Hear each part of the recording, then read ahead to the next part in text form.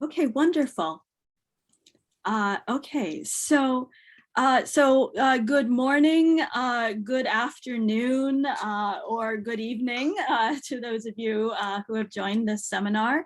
This is a Zoom seminar on the work of Robert Descimon, who is directeur d'études emeritus at the École des Hautes Études en Sciences Sociales. And of course, the seminar is especially focused on his 2019 article, Colbert, la dette publique et la haute, robe, parisienne. For those of you who don't know me, I'm Hilary Bernstein, and I'm a professor of history at UC Santa Barbara with a research focus on 16th and 17th century France, particularly urban political and intellectual culture. Okay, so as indicated in the announcement for this event, this seminar will be divided into two parts, which I hope will actually work seamlessly together. So first, we'll have a roundtable presentation by 4 senior scholars whose work has touched directly on the issues raised by Robert Descimon's article. And then a question and answer period related to their presentations.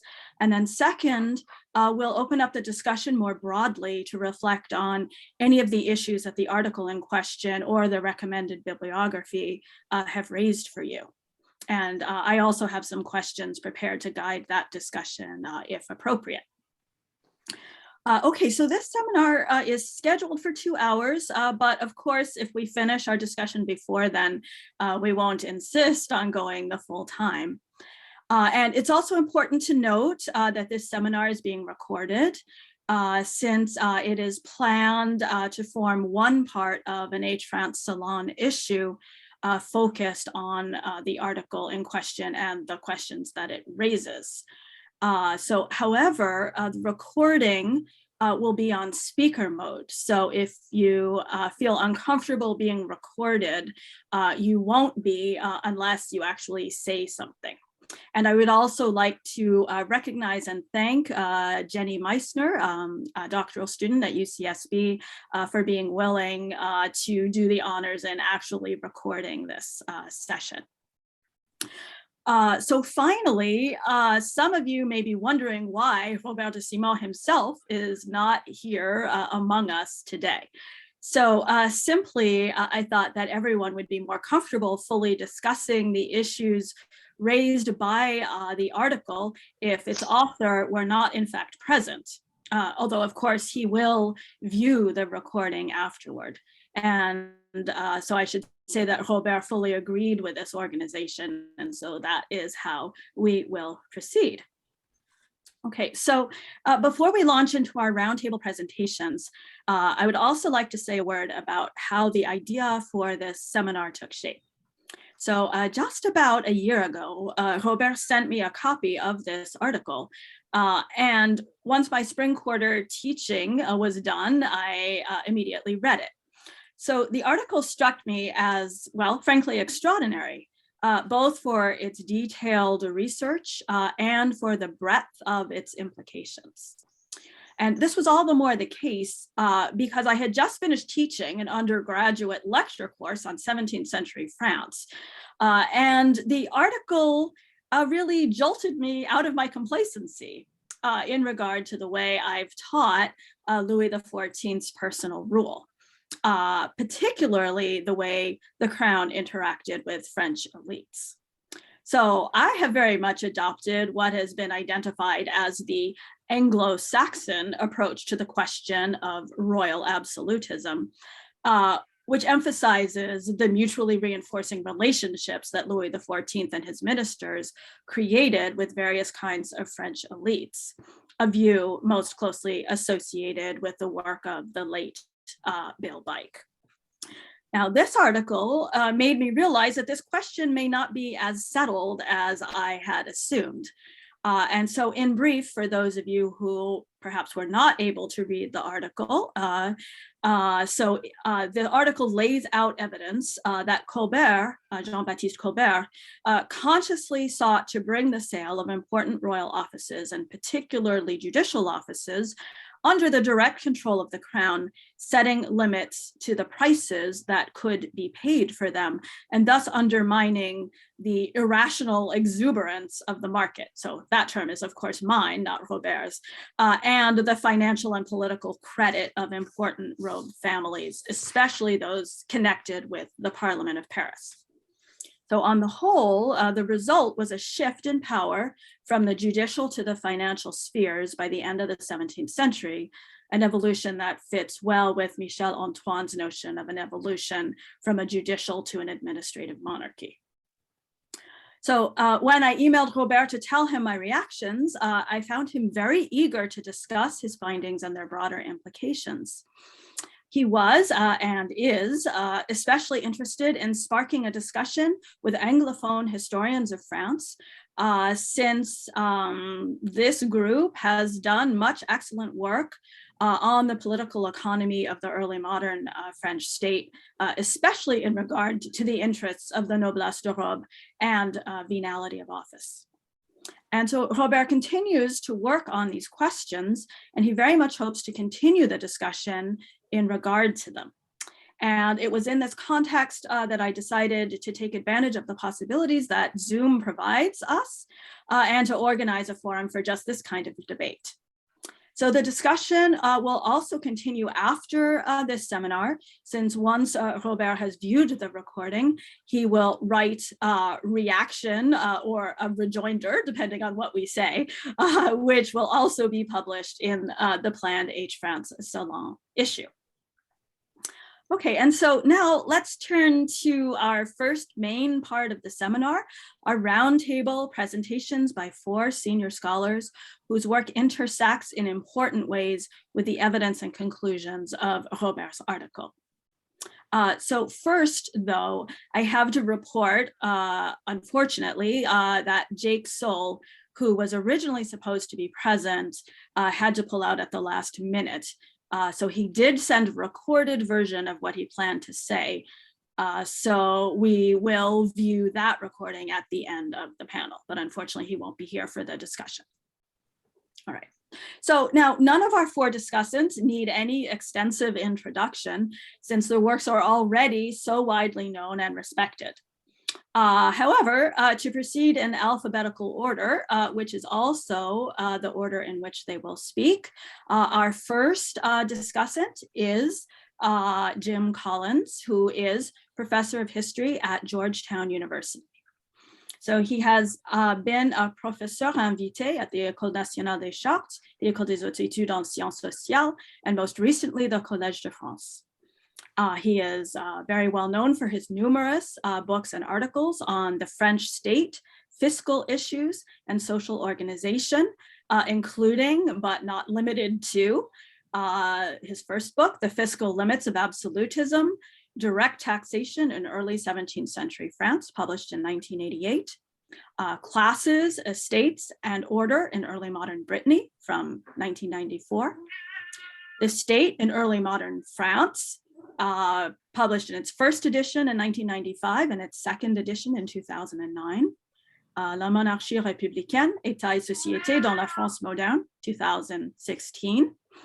And then most recently, the French monarchical Commonwealth, 1356 to 1561, Practical Politics and Political Thought in Late Medieval and Renaissance France, just published this year. And a companion volume focused on the period of 1561 through 1661 is in progress. So Jim's work has often been connected with the so-called Anglo-Saxon approach to French royal absolutism. So it is particularly exciting to hear what he has to say about this article. So Jim, I am now turning it over to you. Okay, thanks, Hilary. Nice to see everybody. A lot of you I haven't seen in a while, so it's kind of nice to see the faces and meet some new people as well. I did want to start off with one sort of point about the nature of Robert's essay, which is that Robert is kind of our contemporary master of the monographic essay. And we don't do much of this in English anymore. We all, are aware of that journal articles are like 10,000 words, and then there's books, and there's almost nothing in between. And it's not only this article, Colbert has a whole series of articles that are like this.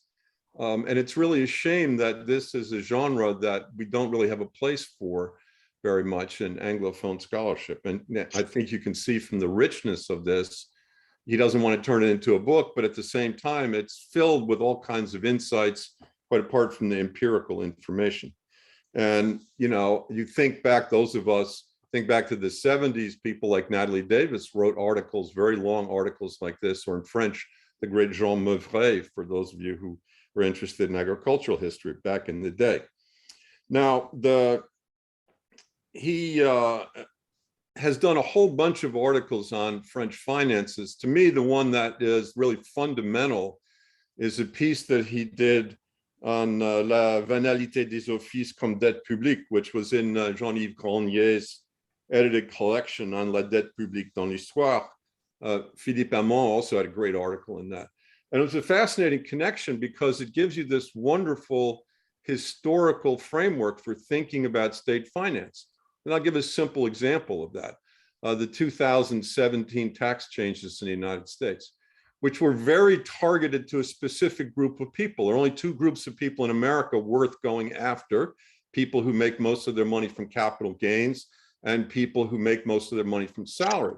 And that bill was specifically targeted at people who make their money from salary who live in blue states. And the various provisions made it absolutely clear that that's what was going on, right?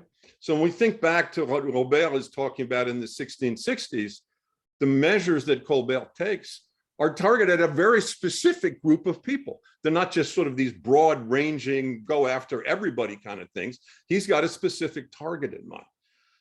And obviously Robert talks about the fact that there's a long historiography about Colbert not having particularly good relations with the judicial elite, to put it mildly. And we might wonder here if that was exacerbated, and Colbert doesn't really talk much about this, but to me it's fascinating, the connection between the trial of Fouquet and what happens here. Because the 8 judges who voted against Fouquet, voted to have him executed, all ended up making out like bandits afterwards. And the 13 who voted for banishment, not so much, right? Somebody like Dormesson obviously was disgraced. And Julian can perhaps talk about that. But the basic point that venal offices are a form of public debt, that was hardly, that's not really something new. If those of you who've worked on local sources would know that, for example, when an officer bought an augmentation des gages, many times they borrowed the money. And there were lawsuits in Brittany, in front of the Parliament of Brittany, where the person, the creditor, insisted that they received the gage, not the officer, because it was their money. And the Parliament and the king both sided with the creditor. They didn't side with the officer because this was a form, in essence, of public debt, right? The other thing I think that is interesting to me is when you set the value of fixed offices, as they did with the Paulette, and there's tables of how much each office was worth. And then the gages are set at 10% of that official value. As the monarchy is selling lots of offices during this period of inflation that Robert talks about, obviously they're borrowing money at a much lower rate of interest. They're not paying 10% on that money, they're paying 4% on that money, or maybe even less, right? So that's a fascinating element of this. When we get to the Colbert period, if you're going to sell fewer of these offices, then the government no longer has much of a fiscal interest in the augmentation of the price of the offices, because it's not a way that they're borrowing money, right? One of the obvious other elements of this, of course, is that this takes us back to a problem that has not really been much studied, I would say. Maybe Jotham, you could do something on this. Since you all do these wonderful things with money, that one of the fascinating things to me, nobody's really much looked at this tax created by Francis I to pay for 50,000 infantry. It was levied on the walled towns, and it was levied episodically throughout much of the 16th century, and then it vanished during the reign of Henry III. And Henry even had it collected a little bit on the countryside to judge from the local records. All right, so once that disappeared, we have plenty of people at the time saying, you know, the disappearance of this tax is yet another way in which the urban elites are casting all the fiscal burden onto rural dwellers. And I think that's right. That's exactly what was happening. So the question then becomes, how do you get your money from these people, right? Now, to me, one of the fascinating things about Robert's thing, because even, you know, I've talked, many of us, about a noblesse de robe. One of the things that was fascinating in Robert's piece is it's not so much a noblesse, it's an aristocracy. It's a relatively tiny group. And if we think, Michael, you might have something to say about this in Dijon, but as time goes on, it seems to me that the Président Mortier and the Jean du Roi and these various provincial courts are the ones who really separate themselves out, much as he talks about in Paris. And certainly in Burgundy, the Président Mortier ended up buying a lot of the best wine villages outside of Dijon, right? And Julian, you know, you could give us chapter and verse on this as well. So it's, you know, that's a fascinating element to this as well, because the parlementaire as a group maybe lose out on this. No question they lose out on it in terms of capital. And they lost again, by the way, in the 1690s, right? Where they get squeezed again in the 1690s, it seems to me, right? One of the things that I would like to see a little bit more, which I think is fascinating, is, and here I'll go back to a book that was published by one of my students, Zoe Schneider, called The King's Bench, in which she showed that local judges made all their money because of insider knowledge about the land market, right? That's how they made all their money. It's not gage, it's not a piece, it's they buy up the best land because they know about it first. Well, this new book by Thierry Sermon and Mathieu Stoll, Le Grand Colbert, which came out at the same time as Robert's article, so they couldn't use Robert's article in this, nor their book, shows that Colbert did exactly the same thing. One of the ways he makes a fortune for himself is he finds out from intendants, from other people, who's in big trouble, and he buys up their seigneurie at bargain prices, right? He does this with he does it with a whole series, Châteauneuf-sur-Cher. He has a whole series of seigneuries that he buys up at bargain basement prices, right? Robert mentions in passing also he used the same trick Mazarin did of buying up the billets de l'épargne in the 1650s to make a nice little fortune for himself. So anyway, to me, the other thing that really came to mind in a certain way with this, and here we get to the sort of Anglophone versus the Parisian centered, and Hilary and I exchanged a brief note about this online, that out in the provinces in France, it seems to me that they're much more in tune with the Anglo-Saxon version in Dijon or in Rennes. And it's the Parisians who have the Parisian-centered thing. And the question is not so much, I mean, Robert presents a compelling case about Paris, no question about that. But how did this play out in the provinces, in the kingdom as a whole? Did it work out in exactly the same way? One of the sources to me that was fascinating about that is the capitation rolls of 1695, because they list servants. And you can see, for example, in Dijon, the Président Mortier has a coachman and a cook, and a conseiller has a cook, and a maître des camps doesn't have a cook half the time, doesn't have a cook, and they never have a coachman, right? A lot of the coaches in Burgundy in 1695 are owned by the elite of the parlementaire aristocracy. So to me, one of the interesting things about this is how can we bring together Parisian development, so well documented by Colbert, and a lot of us sitting around this thing, you know, Julian, or, you know, in Burgundy, or Tim in Brittany, or Hilary and Poitiers, I mean, Leslie and Nantes, I mean, all of us, almost all of us have worked on the provinces. Mm-hmm. And it's a different optique, it seems to me. And it's one of the reasons why it sells better in Rennes than it does at the École des Études, or what used to be the École des Études. All right, I'll stop there. Okay, thank you very much, Jim. That's a great way to get us started, and really important issues that I'm sure we will pursue at greater length. Okay, so now we will turn to the presentation of Sarah Hanley, who is professor of history emerita at the University of Iowa. And she is extremely well known for her works that combine the study of the evolution of law, family organization, and state ideologies in early modern France. So following her first book on the lit de justice of the kings of France, Constitutional Ideology and Legend, Ritual and Discourse of 1983, Sarah has published a series of path-breaking articles on the connections between the family organization, gender roles, and French political organization and law, a connection she has identified as the family-state compact. So some of her most influential studies include her pioneering article, Engendering the State, Family Formation and State Building in Early Modern France, which came out in French Historical Studies in 1989, and then followed by her Social Sites of Political Practice in France, Lawsuits, Civil Rights, and the Separation of Powers in Domestic and State Government, 1500 to 1800,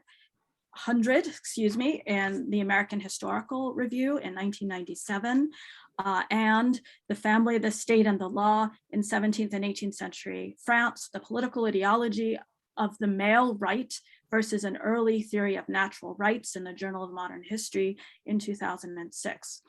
And this is a general topic that Sarah has continued to pursue, and she has reportedly just finished an article entitled A Juridical Model of State Formation in Early Modern France, the Marital Law Compact.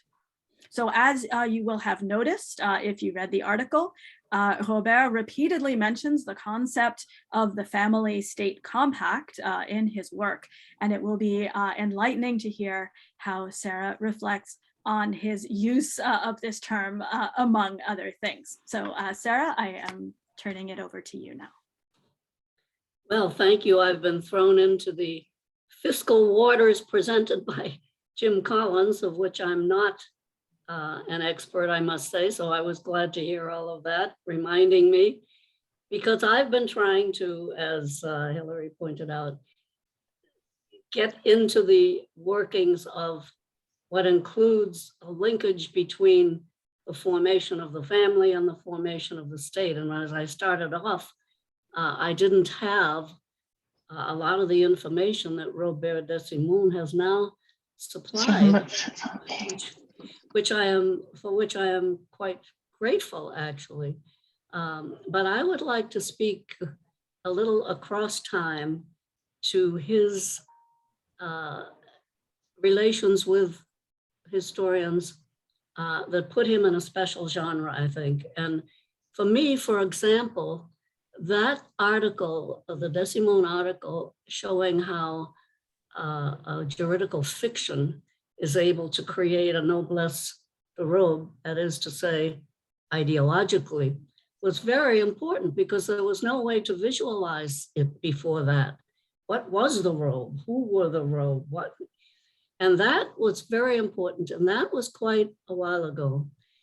And linking to that, I would like to add that Robert and Fanny Cossande's book, Quelling the Notion of Strict Absolutism, has been enormously important in the profession, I think, because as long as we subscribe to that notion, which was a faulty notion of absolutism, we don't go after the nooks and the crannies that have been, in fact, investigated because we haven't held on to that idea of absolutism. There may be a little absolute here, a little absolute there, but it's counteracted by something else picked up in another corner.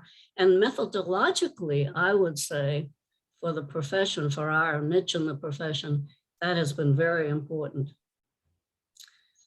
The article, I think I read a longer version of it. Did I, Hilary? No, you read the same article. Okay, it's a 72-page article. That Robert Descimon's article is dazzling on so many fronts. I can't go into them all, but let me just mention a couple. The notion of the fantastic inflation in this first period, basically the 16th century, the fantastic inflation of offices, which he correlates with the fantastic inflation of dowries that these office holders are made apprised of, and it's the only way they can maintain their office holding. That is quite a dazzling finding, because as Robert Descimon points out, this raises the whole sociological picture on the woman's side to make their input. They can't exercise an office, of course, but they can buy one, or they can bring forth the money to maintain one, which is quite expensive, and makes them and the family, for my purposes, progeny also, because these men are buying offices for their sons, who are then finding dots in the same way. So that finding was more than I could have hoped for, sort of giving me courage to go on with this juridical notion of state formation. And the other point I would like to go to in the Descimon article is the point he makes about the social consequences of 1661, which he calls the venal revolution. And that, I think, is very, very important for us to look at again. I have to look at it again myself, because it's so dense that one reading or even two doesn't do it for me. There's a lot involved there in the social consequences. Now, lest I take up too much time, let me get right to the other end of my query. And that is, it seems to me that Robert's article, after we passed the venal revolution in 1661, is a picture of things that then begin to disintegrate. Basically, the 16th century business begins to disintegrate. The great families disappear, so on and so forth. We have the Colbertian reforms that are so difficult for them. But I would like to suggest a different way of countering that view as one that sort of goes downhill. Because it seems to me that all along, as these reforms are being made in office holding, there are also reforms being made in the way jurisprudence is practiced. Indeed, more than that, in the way the system of jurisprudence is being built up in a certain way that will outlast the structure that is all of these events in the long run. So I would like to suggest we look at how the people who are now part of the structure are building it up, that is to say, a system of jurisprudence, which will have great effects later on. And I would just like to say, just give one example. There are two new books out. They've just come out. I just reviewed one in French history. And so I've been thinking about this. But there are two books. One is Sue Peabody's book called Madeline's Children. She is looking at the Caribbean and Indian Ocean colonies and how they're governed. And the other one is by Laurie M. Wood. It's called Archipelago of Justice. What these two books show is there is a huge rush of these jurists from France who no longer can easily find jobs there. Perhaps they suggest, but they have not seen this article, which would suggest, yes, that's right. And they show how families on the mainland are rushing to get their sons into juridical offices in these other places, Réunion, Mauritius, and so on and so forth. And that there's a rush for this, and that every family that lives in this, what is now a globally oriented space that's being carved out, how every family has a lawyer in the family, and they see to it that they have a lawyer who went to one of the great, law schools in France and so on and so forth. Because as Julie shows, governance in these colonies, which is way back there at Versailles, is not on the spot. So governance is carried out, she argues, in a very well done piece, I think. But governance takes place because it's the superior courts in these island colonies that formulate the governing apparatus. And they still have their tight working relationships back in France. They're well connected back and forth, and they go back and forth all the time. So this is just one example of what I would like to say, maybe a different way of looking at how the venal revolution, yes, it does change office holding, but it doesn't necessarily change the familial apparatus that holds these things together in a great way, as Sue Peabody shows in her book, Madeline's Children, because one of the greatest law cases ever known, which is taken up by lawyers in Paris for a former slave in Réunion, takes place back there on appeal in Paris. So the tight connections that continue, but they continue in a different direction for a different purpose. So I would like to suggest to Robert, when he hears this tape, that maybe looking in these different directions of governance would produce for us a bigger and better picture of what's actually going on.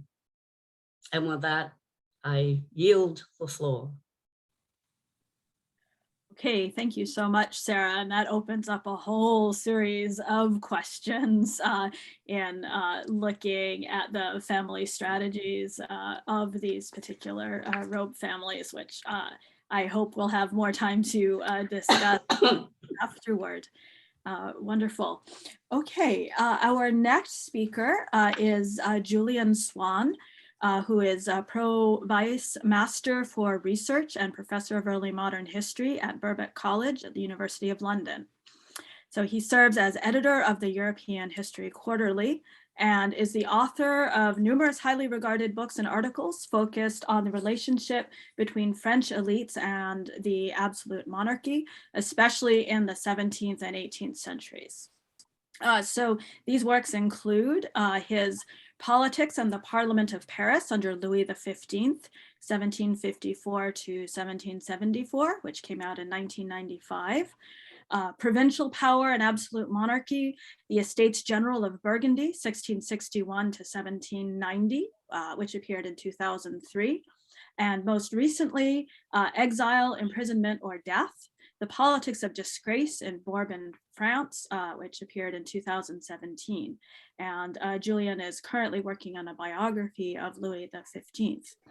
So Julian's expertise on the relations between the French monarchy and French elites, and I think especially Burgundian elites, provides an important context to our discussion of royal policy toward Parisian office holders, as Jim briefly evoked, and his examination of the politics of the Parliament of Paris in the 18th century speaks to the changes that Robert argues had taken place in that body by that later point.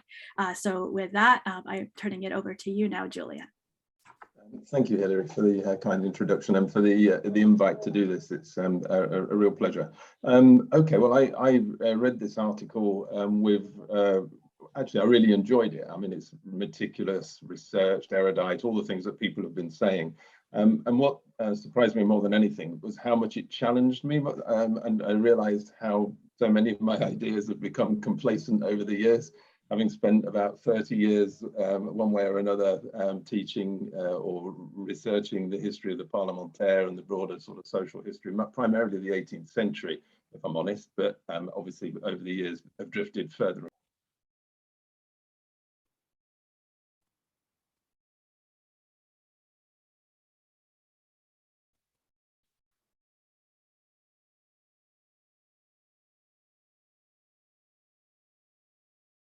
Oh, so I'm Julian. I'm very sorry. I accidentally muted you. I did not mean to do that.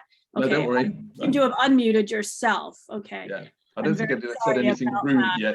yet. Yeah, I'm very sorry about that. I think we probably just missed the last few words. Did you? Okay.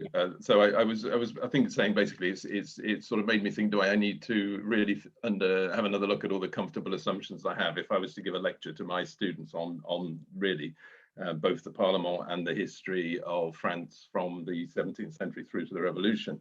And I think what I'm going to say in a minute, I'm going to sort of present it as if it was my view of what was going on. But in fact, what it is my synthesis, such as it is, of many of the people that are on this virtual call, people like Peter and Jim and the late Roger Metteb and Al Hampshire and too many other to mention, about how I tried to make sense of this, and then also why I think this challenges it and has really forced me to think about it. And I think my sort of view of it was always that before in the period of inflation that he's talking about, the period of the through the Fronde, what we see is a very contested political system. And in terms of the Parliament, what that meant, constant sort of battling between the two, which could be, manifested in a variety of ways. It might be manifested in terms of threatening to withhold the Paulette, sending magistrates into exile, holding remonstrances, presenting remonstrances, delaying tactics in the Parliament, all the sorts of things that were familiar in the 18th century, you can see in the early 17th through the Fronde, obviously at its most extreme.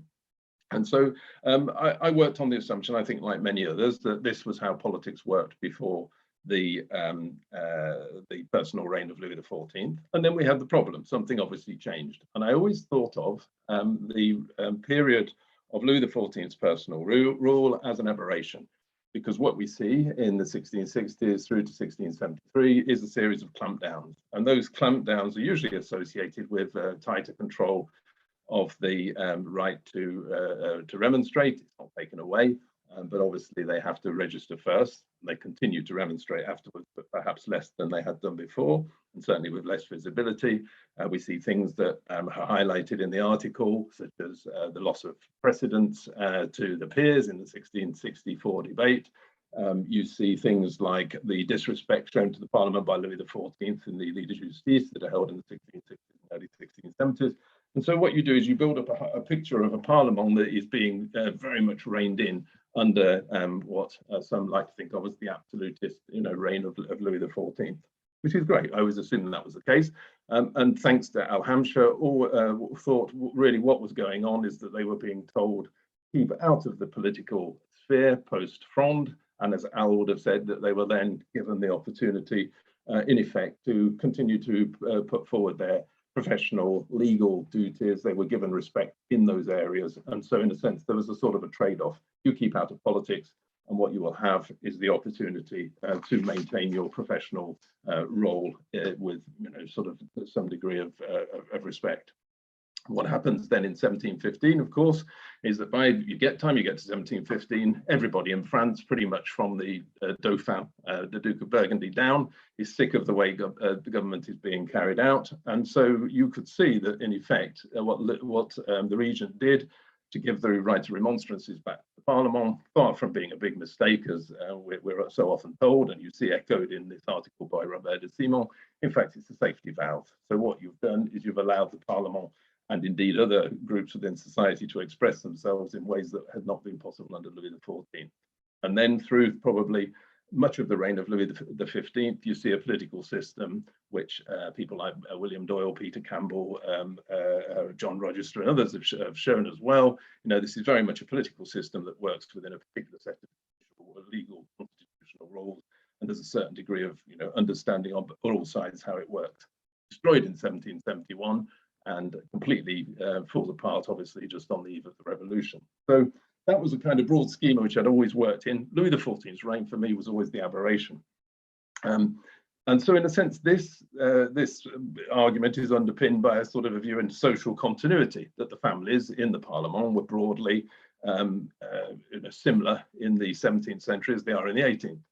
The idea that through the system of venality, of passing on from father to son or from uncle to nephew, that there was a tradition within the Parlement which was reinforced by family tradition, education, esprit de corps, professional activity, and so on and so forth. And that newcomers into the Parliament tend to be absorbed into this kind of culture that is there. So having got that kind of view myself, when I read John Hurt, it seemed to me that it was a relic from the 1960s, and I gave it a really nasty review, I think, from memory. It's not nasty, but I didn't give it a very favorable review, basically because I thought actually what we've got here is a 60s thesis that's been published, and in effect is repeating the pre sort of Hampshire line or pre sort of Anglophone line on the way in which absolute monarchy worked. So I was much crueler to it than I should have been, and now I'm thinking, oh dear. And perhaps I've been unfair, because after reading this article, and this is the key point, I think I've got to question a lot of the things I've just said. I think what is clearly compelling in this and very new about it, for me at least, is the way in which the work on the tracking of the inflation in office prices, followed by the fixation of that and the complete collapse of credit, is something which I just wasn't sufficiently aware of. And so for me, it's really thinking about what are the knock-on effects in terms of the kind of broader political sort of historiographical tradition I've just referred to. How does it cope with that? In a sense, it offers a new perspective really on this idea of Louis XIV and Colbert cracking down on the Parlement, which doesn't rely necessarily on the sorts of things I referred to a few minutes ago, like the remonstrances or the lit de justice or the precedence quarrels, although I'm conscious that Robert Descimon has put those in there. And I think that may be one of the weaknesses in it, which I'll say a little bit about in a second if I have time.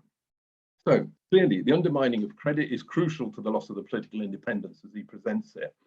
But it's more than that. It's something which has profound social consequences. We've talked about this drift to an aristocrat, division between the aristocracy within the Parlement and the, if you will, ranks, the more general ranks of the councillors in the enquête and requête. And I think that is interesting and something that possibly has implications for the way we look at the way the political system functioned in the 18th century. I think it's also interesting that this idea that he's pushing, that it undermines robe culture and tends to the noble becoming much more typical of the nobility more generally, in terms of the way in which they invest in land, in rent or whatever. I'm also struck by the fact that he emphasizes that there's less cultural continuity, that the legal culture in the 16th century or early 17th century is not comparable to that in the 18th, which is something, again, which I think we need to think about. So I think there are lots of questions here about this, but there are some doubts that I have as well. I'd like to know more, much more, and it can be done, may even have been done already, in terms of the prosopography of the noble families, because he talks in there at various points about losses, that some families disappear, that losses more general than the gains, and that you get the impression that that uses the term ruiner les familles. Well, is that really the case? Because we don't have a lot of examples in there of actually just how much has changed. How many families really have dropped out, and how much of continuity we got over the period that he's actually looking at. Does the proportion of new men increase at key points that could be linked in and emphasized a little bit more? I'm also a bit worried about this notion of the culture of the robe losing its professional character. He says on page 63, there's un fossé between the knowledge of the parlementaire in the 16th and those in the 18th century. Is that really true? Would there have been such a huge difference between a magistrate in 1614 and one in 1714?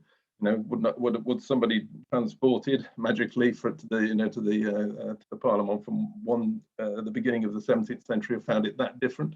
Perhaps that's the case, but I'd like to know a lot more as to how you justify that, given the traditions and continuities within families that we know. I think also, inevitably, I'm a bit nervous when he says on page 67 he has, returned back to the tradition of the opposition after 1715.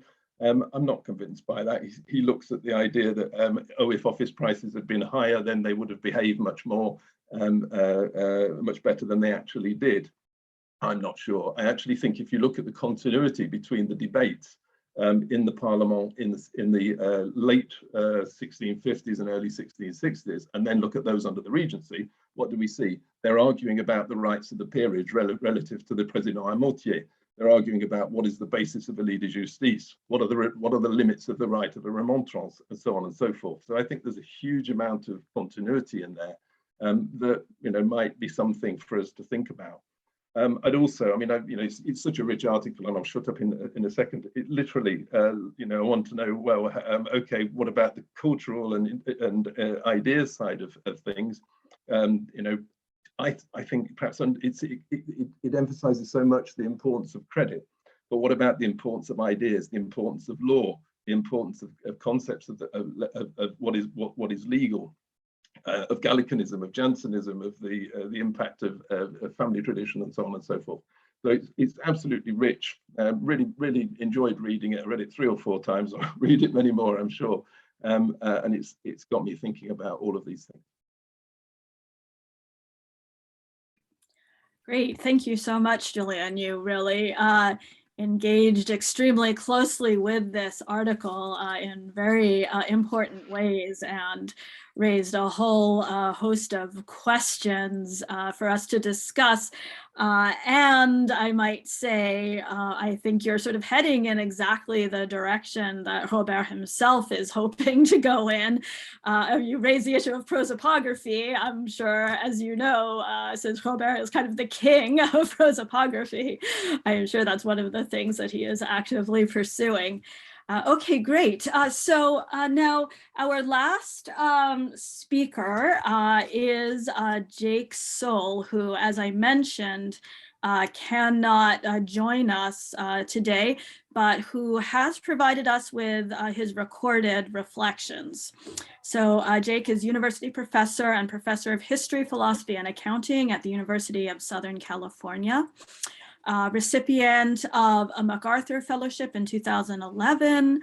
Jake is also the author of numerous books and articles related to French political philosophy, the information strategies of Jean-Baptiste Colbert, and financial policy. So these works include his Publishing the Prince, History, Reading, and the Birth of Political Criticism, 1513 to 1789, which was published in 2005. The Information Master, Jean-Baptiste Colbert's Secret State Intelligence System of 2009, The Reckoning, Financial Accountability and the Rise and Fall of Nations, 2014, and forthcoming in September, his work, The Free Market, The History of an Idea, which, as you will see, he addresses in his remarks. Okay, so I am going to now attempt to share my screen and start this video. Hopefully that will work, so just bear with me for 1 minute.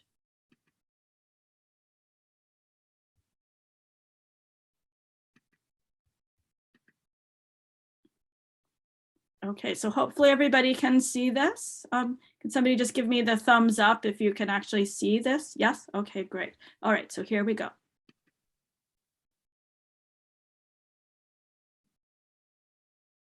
Hey, everybody. Hold on, I'm just going to share my screen. And let me just make sure that this is, hold on, it's not allowing me to do it the way I want. Shoot, there we go. Hi, everyone. I'm so sorry that I cannot be here with you in person. I'm on my way to Europe, actually, and my scheduling was too crazy. But I wanted to first say that I'm so happy that Hilary organized this. I really just wanted to say quickly, when I spent my many years as a student researching in Paris, Robert was the kindest person that I dealt with for many, many years. He helped me with both my big archival projects that I did there. He worked personally with me. He took the time to talk to me, took me seriously. And I say this, it's important because no one else really in Paris did that. There was a little bit of it, but he even took me out to lunch, which I remember I was so nervous. No French professor had ever taken me out to lunch, and none actually ever did while I was a student. Sadly, actually, it doesn't shine a great light on graduate life in Paris, except when you're working with Robert, and his knowledge of the archives was so phenomenal that one learned how to be instinctive and move through them. And he really took the time to do that, and I'm so grateful to him. And I'm such an admirer of his work and his deep knowledge of the archives, which, I don't think anyone can match, because he spent more time, I think, than any of us in the archives. And so this was a really wonderful opportunity to have a discussion. I, of course, read his work, and I read the works in the bibliography, many of which I knew. I mean, what can one say about his work? It's meticulous, it's unbelievable. It was an absolute pleasure to go through, and it sort of reminded me of, why I got into this business in the first place. Just this deep rapport with archival materials. And obviously this is just one of his many interests. But what I wanted to do today, since time is tight, and I'm going to sort of time myself here, is I cannot disagree with anything that Robert says. I have one thing, and that's what I'm going to talk about. What he does say over and over again is how sort of extraordinary Colbert's project is, and that it's unusual, and that it's vast, and that it's well thought out. But there's this one part at the end, and sorry, I have to do this.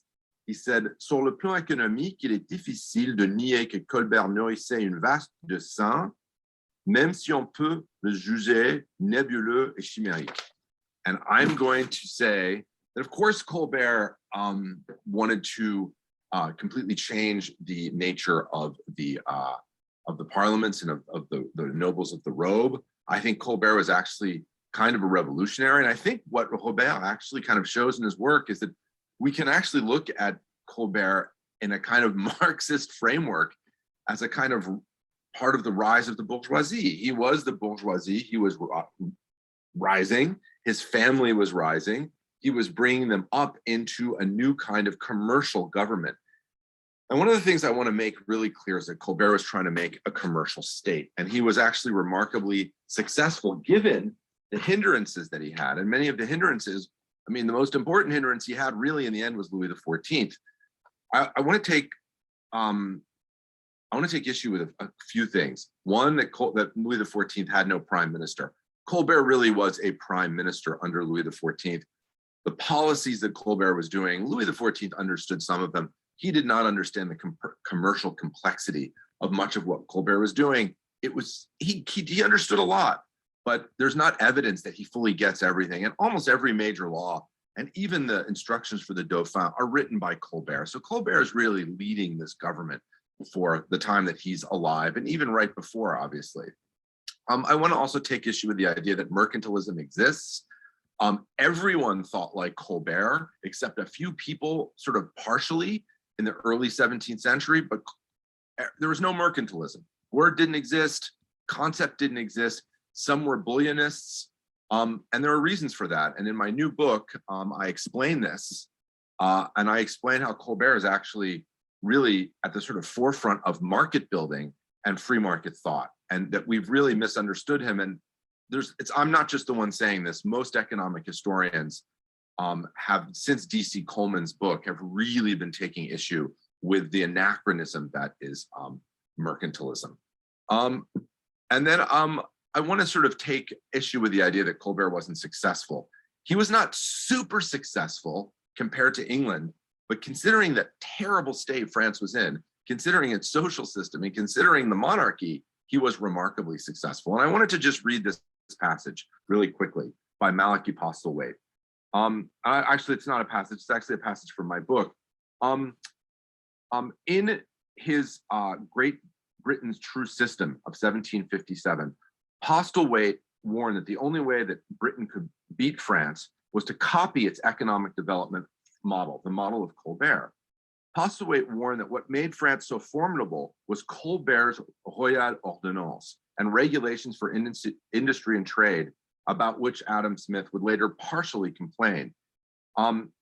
These ordonnances guaranteed, as Postlethwaite said, the industrious artists and manufacturers. Postlethwaite explained that Colbert's sponsorship of the luxury industries, manufacturing, and innovation set standards for the world market and created successes such as, and I quote, tapestry weavers, engravers in etching and mezzotintos, goldsmiths, jewelers, carvers, and workers in ebony. And who built all the magnificent furniture for 14 royal palaces, which have since been deservedly the admiration of the world. Postlethwaite believed it was impossible to resist the affection for French taste and fashion, and that all nations owe to France at least the tribute of curiosity, which is not always restrained to that sentiment, and led to great sums of money being spent there. Even we ourselves, whom our national pride and rivalship have for the most preserved from the French infection, dress in French clothes and French stuffs. Even on public and birthdays, we prefer the wines of France and we keep French cooks. So France had retained its leadership in not only these industries, but also the kind of world of dreams and desires. This was not just Postlethwaite, it was Pepys, it was Defoe. All the great experts in British trade saw Colbert as the model, and they understood the complexity of his project.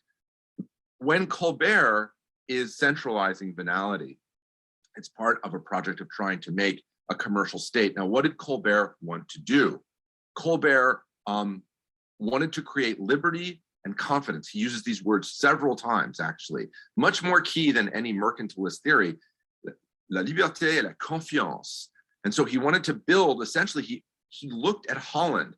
So you could actually call him, rather than a mercantilist, I've got a whole bunch of stuff in here, I kind of call him a Hollandist, a Hollandaise. You know, he wants to use their system and the British system from the Admiralty laws of 1751 to create what we would call a development economy today, but what I would just say is a market builder, or a builder of liberté et confiance, liberté de commerce et confiance dans le commerce. These are the terms that Colbert uses over and over again. You have to go back and read Colbert. In every single project, there is a commercial goal, okay? And he's very aware of what the Dutch have done. He wants to copy them. There is no other real commercial model except the models of Iberia, Northern Italy, England, or Holland and England. All of those we could call mercantilist because free market thought and liberalism didn't really exist. Some had more, some had less. I've just written a history of this. Colbert is kind of in the middle, but actually more visionary because he believes in the idea of creating a base of confidence and branding.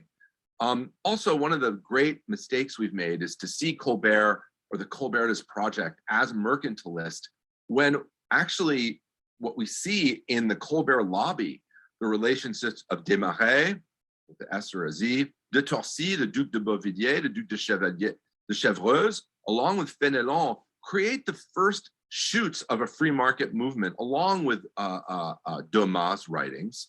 But Dumas, of course, actually corresponding with Desmarais, and I talk about this in this book. So rather than seeing Colbert as a sort of failure, you really actually have to see him as a visionary market builder, with all the problems that entails. The one last thing I wanted to say is, of course, absolutism exists. It exists in Colbert's mind. He wants to crush the parliaments. He wants to create a system without a firm legal footing with those kinds of legal officers. And he wants to centralize. Whether it works is beside the point. He tries. And by the way, it works when he's minister. And so, yeah, I do think absolutism works. Yeah, I think it's a bunch of interrelationships, but it's definitely different than what existed before. And by the way, it's very innovative and commercial. And I want to have us think of France of yesterday as kind of today's China, this kind of lumbering proto-authoritarian state. Okay, China's obviously really authoritarian, but there's a real authoritarian desire in Colbert's writings. I mean, a real one. And I could go over that in more detail, but I have like just 2 more minutes. But what I wanted to just sort of show you is that one of the things we've overlooked is that all of the projects of Colbert, all of the cultural projects, were all commercial. Some of them were to actually build a base, such as in the wool trades and in the textile trades, or in the metal trades, or in the metal in the artisanat. But really the idea is to create this brand. And one of the things that he understands before anyone is that science can actually create a kind of national brand of confidence. And it can work back and forth. The king's authority can help science get authority, and the authority of science can then help the king. And so Colbert creates this vast project of scientific research, but also projection, the projection of what France is capable to do. Why? To build the very confidence that Pepys and Pepys writes, we could never do what the French are able to do. Over and over again, he says, it's hopeless, they're so far ahead of us. And by the way, throughout the 18th century, really until the sort of 1780s, France holds its own. Creuset, all the economic historians have shown the numbers. France does pretty well, and Colbert creates the industrial base that will later allow it to take off. But there's also this huge propaganda campaign around a commercial strategy of confidence. And of course, Darnton once wrote that it was, the encyclopedist that turned knowledge on its head. It was Colbert that did it. Colbert's whole idea was to try and give authority to these commercial arts, and therefore to give France this reputation. And boy, it gets that reputation. By the way, all these scholarly pursuits, they add to the confidence in France's capacity. And that confidence goes not only to scholarship and science, but it goes to commerce and diplomacy and all these other things. Versailles is a commercial vitrine, and so are all of its projects. We know that. But the idea is that these things were not small industries. They were not small projects. Many of them were catastrophic failures, Le Port de Rochefort, etc. But they also laid an industrial base. Therefore, I do not see Colbert's project as a chimera or as nebulous. It's very, very clear, and it's based on precedent and a specific emulation of other forms. And I do think it's really, really, really important that we go back to the economic history, which I do feel this group is a phenomenal group of a kind of social history of France. But if you look at the economic numbers and you look at the history of industry and trade, Colbert comes out as a visionary market builder. And why do we know that? Because the British see him as the great threat, and they talk about him all the time. And there's the Code Noir. I'm writing about that now. This is actually something he didn't write, and is more problematic. But this book, Le Parfait Négociant, really becomes the great bestseller of commercial literature in the 18th century. And it's a French book. And this is Colbert's project. He writes it with Savary. And this book expands. And of course, Postlethwaite ends up taking it up and explains, look, Colbert was the one that created all this. We're going to now turn around and do our own version of this. And of course, the English end up, for a whole bunch of complex reasons, doing it better than the French in some ways in the 18th century. But France, given what's holding it back, its catastrophic public financial system and the system of venality that that Robert described so beautifully, to work and to survive with such a disastrous system up against the English and the British and up against the Dutch is actually, I think, quite a miracle and quite an achievement. And so in the end, Colbert's project, which I think social historians might not understand to the same level as historians of economics, is actually quite a success. And I do think what remains to be written is how Colbert's, the effect of all of these changes in venality on the sort of grand industrial project and the grand commercial project of France. That's something that I'd like to understand more. So that's basically all I have to say. I know I've basically disagreed about all these kind of major points, and I'm sorry I'm not here to argue them out, but maybe it's better that way. It's all in my book, which I have, researched meticulously and brought Colbert out in sort of a different light and shown Colbert in the history of free market thought as actually the as a kind of innovator and a kind of leader in a modern way of building markets. So I think, by the way, just one last note, he's always complaining about lawyers and he's always complaining about them slowing down commerce. And there's no question he'll disdain anyone who's not working for the state. At the same time, we have the disdain of Louis XIV for merchants. So it works in various ways. And Louis really does smash some of what he does when Colbert dies. And that's the project of the Duc de Bourgogne, is then a reaction to this. So I leave you with that. I'm sorry I'm not there. I wish I were. And again, I want to thank Robert for everything he's done, and thanks to Hilary for all of this. And again, I hope we can keep French history going and continue these discussions. Thank you, everybody. Have a great rest of the conference. Okay, so that is what Jake sent me.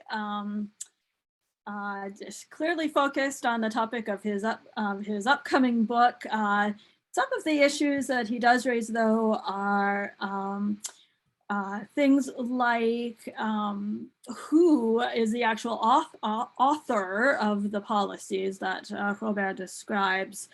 And it may also help us get to the question of why in a little bit more detail.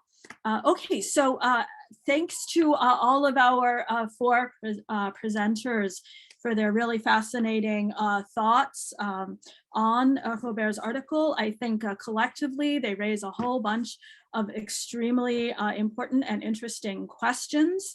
One, of course, being this question of the model that Robert presents in the article, and is this a model of interaction between the crown and the robe that more especially works for Paris and not necessarily the provinces? And if so, why? I think that's a crucial question.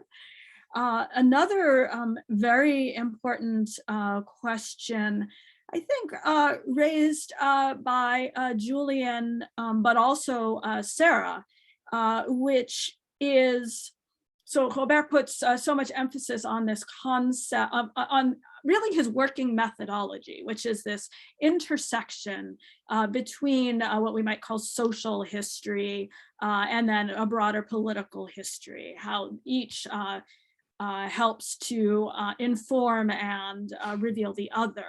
But both Juliann and Sarah have raised the issue of, okay, but what about cultural ideas and continuities in the approach to law, and should those also be taken into consideration when we're talking about broad changes within a particular social and political group? And so I think that's a really important question. Juliann also wants to know more about these families in particular, and Sarah points out that there may be other ways in which they are in fact succeeding outside of this very sort of cordoned in notion of families engaging in credit markets within Paris itself, specifically related to offices. So I think that is also a really fundamental question that we might address. And there are many others, of course. So what I would like to do now is to open up the discussion to everybody present. So I think rather than having this artificial distinction between posing questions to the presenters and just sort of making general comments, perhaps we'll just do both. So you may do either address questions specifically to those who have presented, or contribute your general questions to the group, or simply reflections on the article and the questions that it raises. So what I would like you to do is, if you have something you would like to say, would you please use the raise hand function in Zoom. If you're unable to do that, you could simply say in the chat that you want to speak, and I will turn the floor over to you in the order that I see the questions. If you feel uncomfortable actually speaking in this situation, you may also type a question into the chat, and I will then read that to the group. I would also just ask you when you speak, if you would just please very briefly introduce yourself. I think we can all see your name, but if you would just give us your background, your status, your institution, if appropriate, perhaps a sentence on what you work on. Many of us know each other, but not everybody. And so I think that will help us all see where we are all coming from.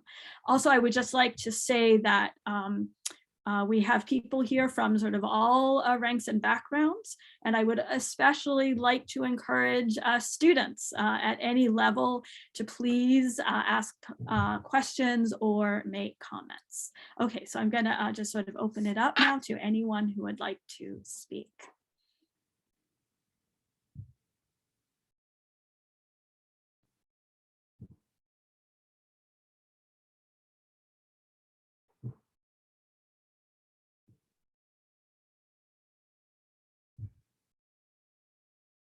So please use the raise hand function because I can't see everybody.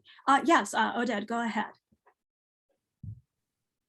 Hi, good evening. As far as I'm concerned, everybody, I guess it's an Anglophone forum, but I'm an interloper here, but I'm not Francophone either, so that will have to work.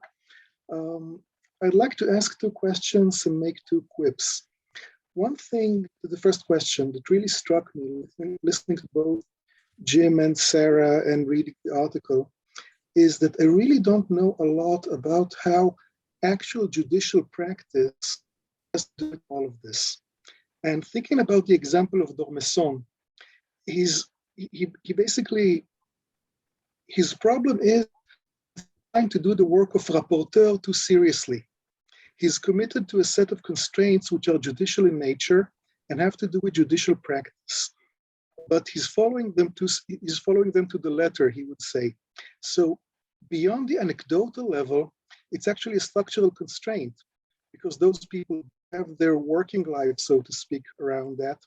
And it leads to other issues related to the robe, like, people like Lawagnon would publish books and they would create arêtes, and there's a lot of things happening in which they're committed to a certain projection of an image and a certain kind of oratory. And the points about, Descimon's points about the sort of the deprofessionalization of the robe, which Julian also was referring to, seems to be something very important as I was reading the article, but I really don't know a lot about the judicial practice in this context. What do they actually do and how does that connect? We know the sociology, but not about the actual things they're doing at that level. The other thing is that I'm not really sure, and this is just food for thought, I'm not sure what the prosopography would do here, because ultimately the question of continuity and change here will always have mixed results unless we define the criteria more clearly. To give one specific example, when you think about the Richelieu we all know, and the Richelieu whose statue is standing right now in Odessa, because he was the governor in the early 19th century, some things do connect. The name, and of course, they're very proud of it, but they're doing different things, they're engaged in different investments. And I think one of the crucial points the article makes is that starting in the late 17th century, robe lineages were willing to go extinct and let the women keep some of the property. So it's really, what would we see here if we do like the prosopography in terms of the continuity? I'm really not sure how to break it down. And the two quips really quickly are one, they think that going back to the 60s, the name I would like to see addressed more here, because I'm interested, is actually Lucien Goldman, because there is some sort of return in some of what Descimon is doing here, but on a very different level. He's not doing the sociology of groups per se, but of lineages and their strategies. That's something very different. And the last thing, because Jake was mentioning general equilibrium, I'm not a big believer in that, but I tend to think that even having a 1% income or interest against the general growth of the 17th and 18th centuries is not that bad. And the fact that it's not the 5% that you can get at a very specific point in time doesn't mean that we have to read it negatively. That's it. Thanks. Okay, thank you, Oded. Would anybody like to respond to some of Oded's questions, either related to judicial practice or what a detailed prosopography of robe families would actually tell us, especially about the relationship between office holding and judicial culture? I'm going to ask if our three presenters would like to respond first, or if not, if anybody would like to respond. I just say on the prosopography, because I think I mentioned the dreaded word. I mean, I think why I think it might be interesting is because so much within the article is about how hard or how damaging the consequences or the fixation are on the families. It makes a big point about that. But until you see how many families are there in, let's say, for the sake of argument, 1640, or let's say 1650, and how many are there in 1690, it's difficult to get a sense of just quite how damaging those effects are. And I think, again, I just wonder about looking at it over a longer period, even thinking about things like judicial practice or the arguments or the conversation we're having around continuity within families. Clearly, the higher the percentage of those families that have managed to get through this difficult phase, the more likely there are to be continuities within the judicial culture, family structures, family cultures, and so on and so forth. Although I do take the points about the dowries, which is one of the most fascinating elements in there. Okay, would anybody else like to respond? Jim, I know you had something you wanted to say. I don't know whether you want to say anything in response to Oded or whether you had something else in particular you wanted to raise. Well, I will say one thing in response to him that wasn't, because it's related to what I wanted to mention, and that the two elements of your question about judicial practice is one, anybody who's read these judicial officers, one of the things they stress again and again is that the forms of justice are an integral part of justice, right? This is absolutely 100%, they all believe in this. So your point about what was the practice, that's exactly right. The other thing about that, I was always fascinated back to Zoe Schneider's dissertation when she was working on royal courts. Her husband was a lawyer. And she constantly would come across stuff and she'd say, this makes no sense to me. And he would look at it and say, well, of course, that's how it works in a court of law, blah, blah, blah, blah. And so there was actually a continuity. There is a culture of the law that had some similarities. Now, the one thing I wanted to add actually was related to it, was sort of related to what Julian said. And that is that I would see this rupture in legal culture between the 16th and 17th centuries. It's not later. And the reason for that is the vast majority of the 16th century jurists studied in Italy, and the 17th century jurists did not. And the chancellors in the 16th century almost all studied in Italy, or in one case was actually an Italian. Somebody like Believ was partly Italian in his family background. And their legal culture disappears in a certain way. There's all these families, and it's really fascinating, and Phil might be able to talk a little bit about this, but I've always been struck by all of the interrelated families of the Mercurial of June 1559. And at all these the Birbeck and everybody in late 16th century seems to be related to that moment in some way. And they had studied together and they knew each other. And so it's a very different sort of culture than what you get in the 17th century from what I read, I have to say. That doesn't mean they weren't engaged in intellectual things and that there wasn't a legal culture. I just think it's very different.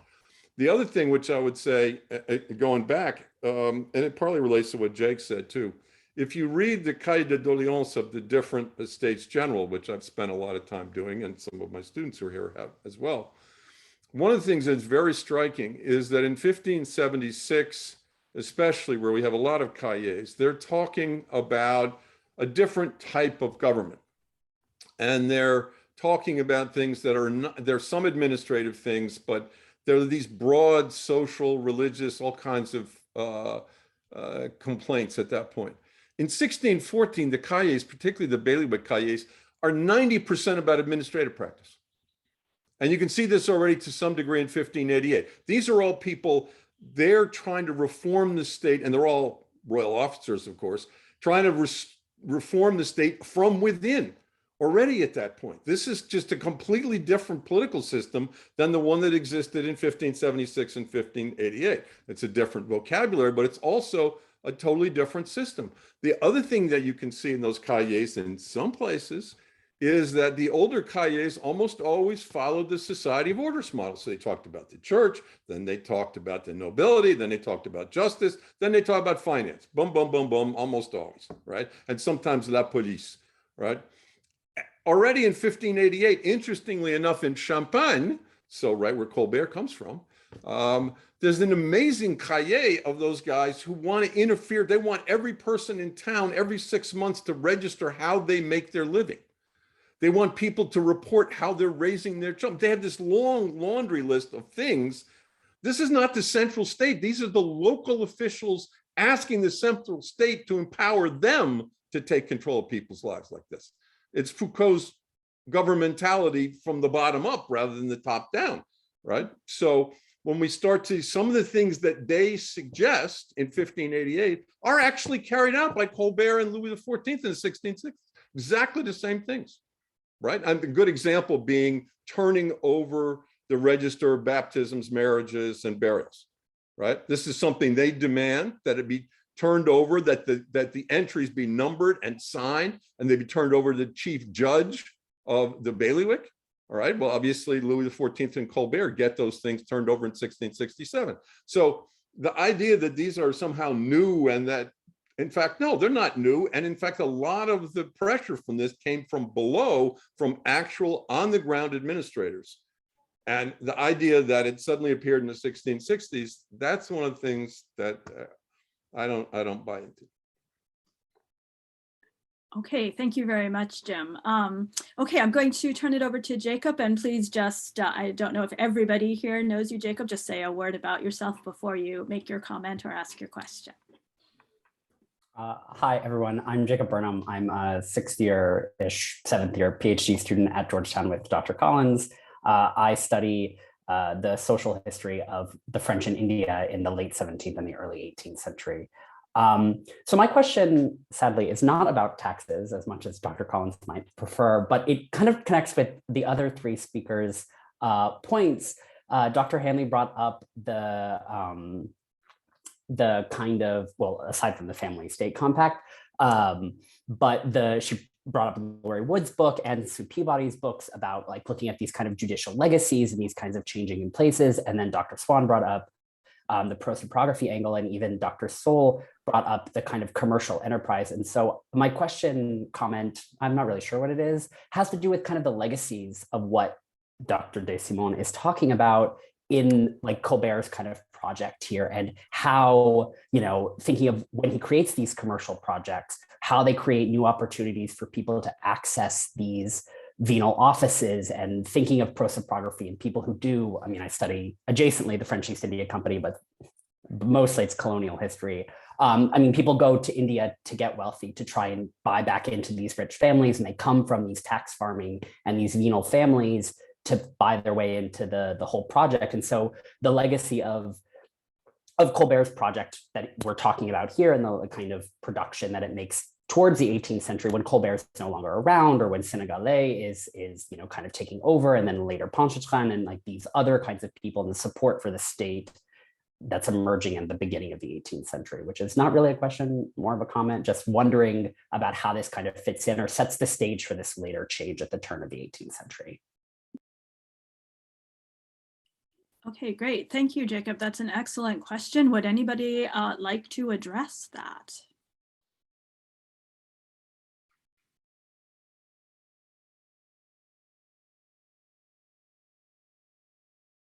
For me, that question really raises the issue of intentionality and how much this is sort of specifically Colbert's policy.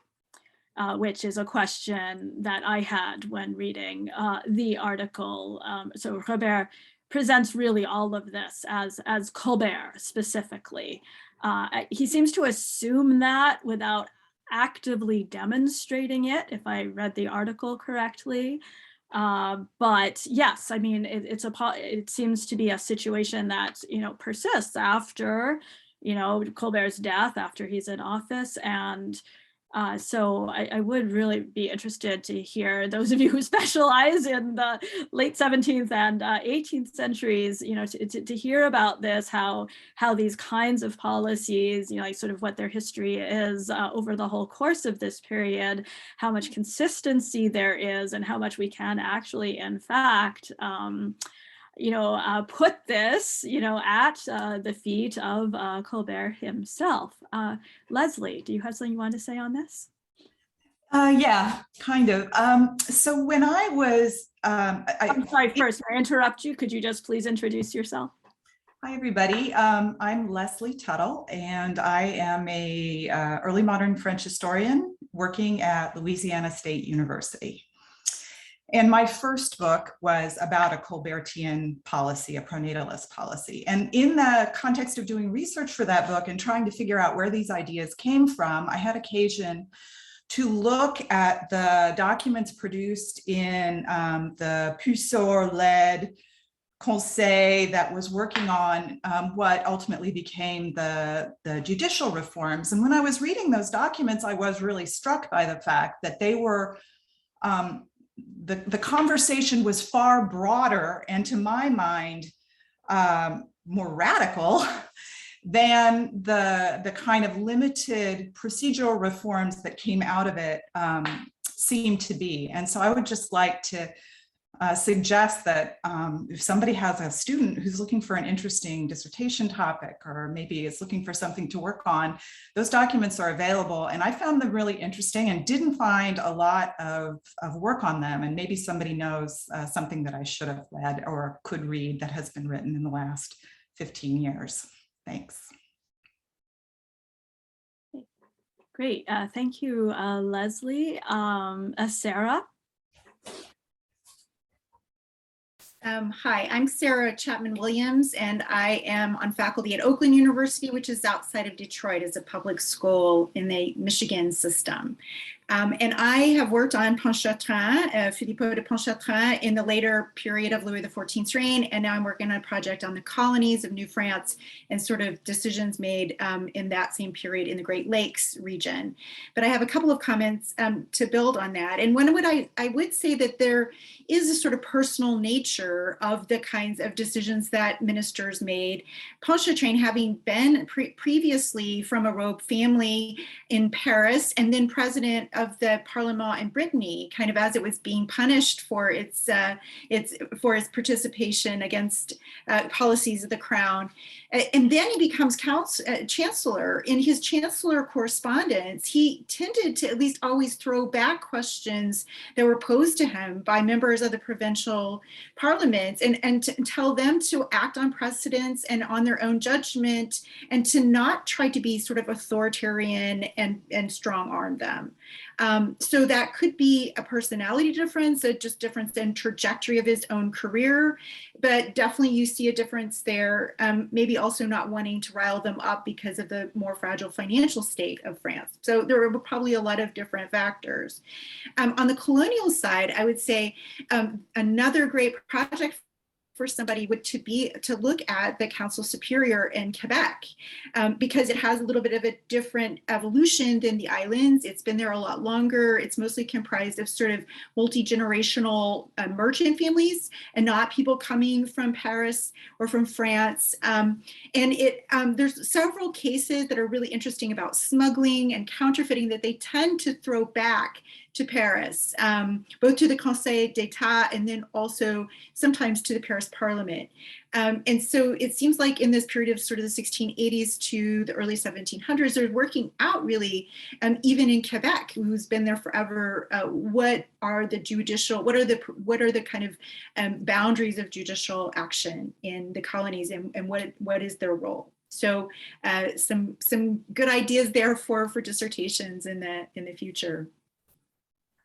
Okay, great. Thank you very much, Sarah. Paul, did you want to come in on this? Sure. I'm Paul Cohen. I teach early modern French history at the University of Toronto. I had a brief thought, a brief remark on Oded, your thoughts earlier, and then a slightly less brief, I hope, a set of thoughts on the question of intentionality that Hilary, you just raised. The first, Oded, I was struck when you invoked as someone who might be helpful here, Lucien Goldman, and I assume you were thinking of Le Dieu caché, and I couldn't help but think that when we think about Goldman, who analyzes kind of the attraction of a certain robe elite for Jansen, the dark theology, the pessimistic theology of Augustinianism and Jansenism, is that who better than Robert, who worked on the League and the appeal of municipal elites for radical Catholicism, who better than Robert to bring a kind of nuanced historical sociology to an understanding of Jansenism? I don't know if Robert has any intention of doing that.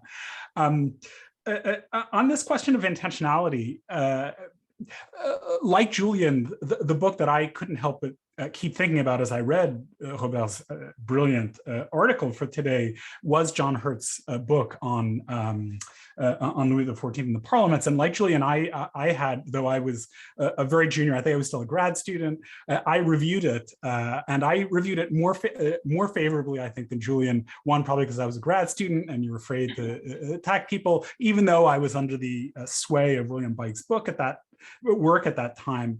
But what struck me as I read Robert's piece, and Robert invokes John Hurt here, is that they, as Julian, you pointed out, they come to the same conclusions, but their path to the conclusions are very different. And in fact, their arguments are different.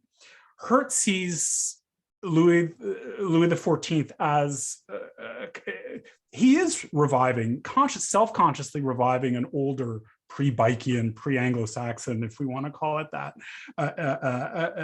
view that there is an absolutist assault on parliamentary privilege and on kind of the older architecture of the monarchy and the state, and that there is an intentionality and there's a broad, ambitious, multi-front project here, of which venality is one piece. I think for Robert, the picture is really different. There is intentionality here, but the aims are really narrow. They're financial. They're a way to control debt, to force office holders to take a haircut, and that Descimon said, Robert has at pains in the article to emphasize Louis XIV's conservatism and even that of Colbert, and that time and again he emphasizes the unintended consequences of Colbert's reforms, that there is a Colbertian intentionality, but the intentionality is this. And on the question of the question that Jake and others have raised, whether, is Colbert really responsible for this? I would bet, I would bet a quart of Beaujolais that Robert doesn't care whether it was Colbert or a complex of administrators around Colbert. What matters is, he argues, there is a program, but the program has a very narrow focus. And What matters is a policy with an aim that then has vast unintended consequences that undo the family compact, where for Hurt, there is a kind of a much bigger set of, the intentionality is much bigger, and it's a more coherent kind of remake the state. And I will stop there. Okay, thank you, Paul. I think you're absolutely right to point out this element of the unintended consequences of these policies, which I think is something that Robert emphasizes, that essentially in trying to improve the credit, access to credit of the monarchy, these policies actually wind up undermining the credit of some of the chief supporters of the financial well-being of the monarchy. So that is one major and significant point that he makes. Okay, great. Michael, I'm going to turn it over to you. Yeah. Okay, thanks. Yeah, so I'm really enjoying this discussion as obviously, as well as this article, which I think really is masterful, and I think is sort of Robert at his finest. I think a few things that, especially, I think I may have also reviewed John Hurt's book way back when. I'd have to go back and my response was a little more favorable to it, I guess, at the time, and still is. But I think one thing that stood out, and I think this goes back to Jim's comments at the beginning as well, is I think one of the things that strikes me about this is really the specificity of Robert's claims here, right? I mean, he's very explicit that these attacks on venality really do affect Paris, the Paris courts, right? And primarily the Paris courts. I think at one point he says that 43% of all of the financements are held by Parisian courts, right? It doesn't affect the provincial courts in the same way, I don't think. And so I think there's, in some ways, there may be related but slightly different conversations that, or things that Robert and John Hurt were looking at. I mean, there's also this sort of, I think even Bill Bike later in his career, and I think students of his like Darrell D, I think also pursued this line, right? That there is a big difference, that, the sort of in the second part of Louis XIV's reign, that the social collaborationist model doesn't work so well for the second half of Louis XIV's reign. So, but a couple of things also that just, I think stood out to me. I think going back to the prosopography question, I think one of the things, and this is always where I thought Robert has done a great job of taking Sarah Hanley's insights about the family state compact and kind of giving them a kind of a sociological grounding, is discussion about how marriage contracts, inheritance, credit debt relationships, how marriage itself sort of changes among the robe, right? That wives are transformed from kind of partners to creditors, right? That there's a shift, there's actually a kind of transformation in how the coutumes de Paris are interpreted by the magistrates, right? To privilege wives as creditors. And I think that's where we would see the prosopography would work in, I think is what we need to see, right? Is that the relationship between, the emphasis becomes on the lineages as opposed to the households. And I think that is where this works. Again, how that then would work into these families and what these families maybe did in terms of their colonial ventures, et cetera, I don't know about. Another thing, and this also, I was thinking about this in terms of, sort of continuities and ruptures and kind of legal culture and juridical culture that people brought up, because this is something that I have been thinking about a lot. I mean, I do think there are demographic changes, at least the studies I've seen of lower courts. I'm thinking of Vincent Mézy's book, for instance, on the Limousin. There is a real turnover really at the end of the 17th, beginning of the 18th century. I found similar, I wasn't looking at the parliament so much, but in at the bar of Dijon, there's a big kind of turnover that takes place right about the late right around the turn of the 18th century. And so I think there are ruptures there that might be worth looking at. And I think there's also a change in the conception maybe of the sort of the métier of judge or of jurist from one that is more, let's say, kind of aristocratic or magisterial. And I'm thinking, I mean, this goes back to the 16th century. I'm thinking of what Marie Ulemar has to say about the Parlementaire of Paris and the way they kind of envision themselves and what they're doing, where justice is more important than sort of procedural, rigidity or juridical consistency, right? That law's goal is to reach justice.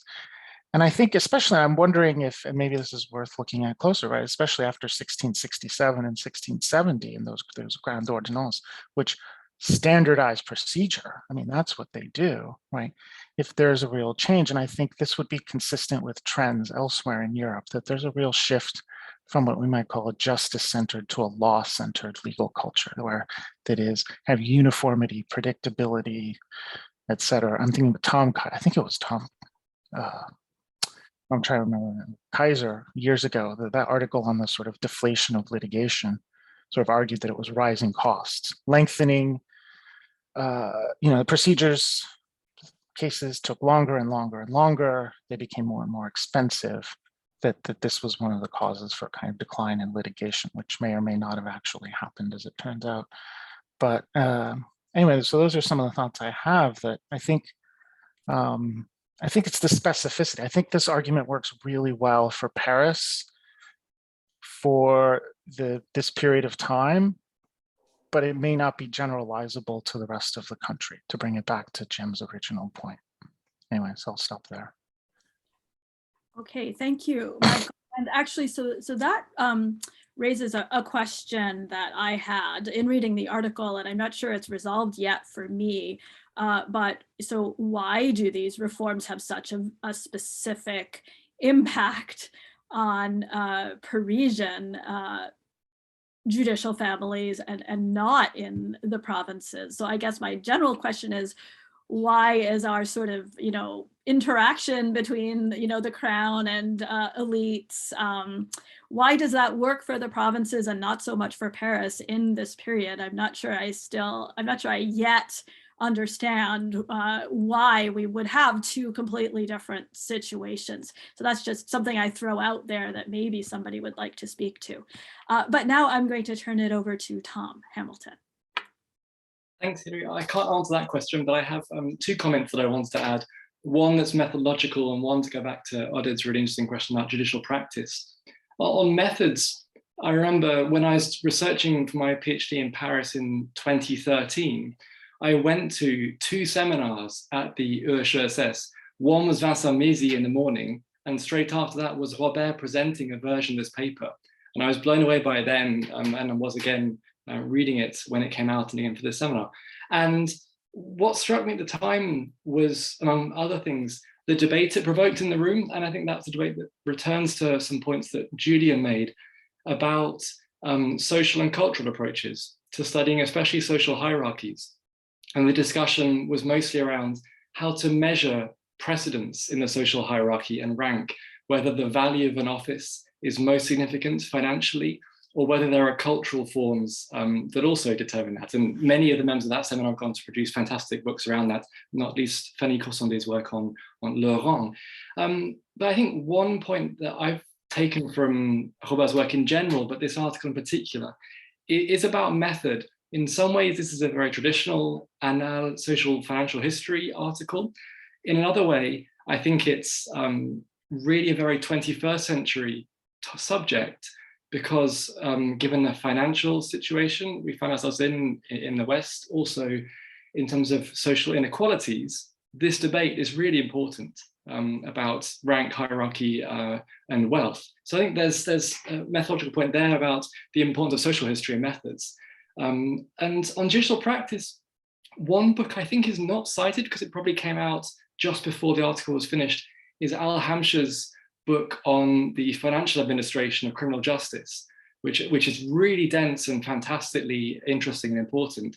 And there he showed, I think, a really crucial point, that in terms of criminal justice, at least, which is what I've been working on more recently, the break is not necessarily the 1670 criminal ordinance, but Colbert's financial reforms that follow in the 2 decades after that, where he experiments, and that leads to an explosion of appeals in criminal justice to the Parlement Paris that they can't cope with. So that 1685 is the busiest year for the criminal chamber of the Parlement until the 1780s. And I tried to check this to work out why, and I looked at all the theft cases. It's lots and lots of petty theft. It goes really badly wrong financially. But I think that's very interesting in terms of showing the unintended consequences of Colbert's reforms that need changing later. But also perhaps I think that does go along with Robert's argument that Colbert was seeking to take control over the financial administration of criminal justice and take it away from the Parlement and the magistrates who might control the financing of cases and themselves through fines they may apply. They have to apply through the Royal Financial Council. So I think the judicial practice, or the finance judicial practice that Hampshire showed really impressively, fits with this interpretation in really interesting ways. Okay, great. Thank you very much, Tom. Okay, I'm going to turn it over to Peter Campbell now. You are muted. My apologies. Yeah, it's wonderful to be part of this discussion and seminar. I used to be at Sussex University, then taught at Versailles University for 6 years, and I'm at the much in the news Boğaziçi University in Turkey, where the police are on campus and so on. No, I'm not there. And I've written about, of course, about the Ancien Régime and Louis XIV a long time ago. I think this article is absolutely fantastic, and there's so much food for thought in it that any comment seems kind of trivial given the scope of the article and the content. But I'd like to make a couple of points anyway, if I may. One is I think we ought to make a distinction between Robert's work,